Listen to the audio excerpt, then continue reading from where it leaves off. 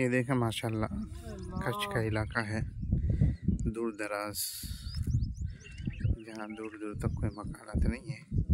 इस तरफ चंद छोटी छोटी झुग्गियाँ हैं,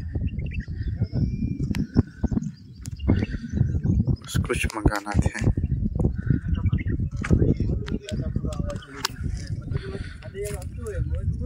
उन्हीं मकानात में से बच्चे माशाल्लाह एक छोटा सा छप्पड़ बना हुआ है। इस छप्पड़ के अंदर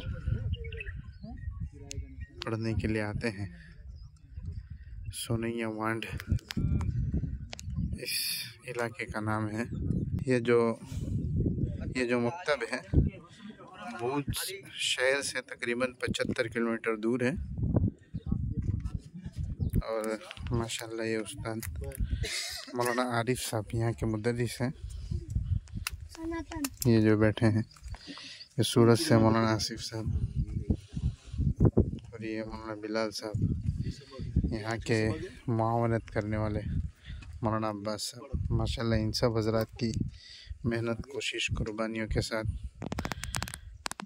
दुआ करें हम सब अल्लाह ताला से कि इन बस्तियों के अंदर अल्लाह ताला दीन की फ़िज़ाओं को आम और ताम फरमाए, अल्लाह ताला कबूल फरमाए। माशाअल्लाह।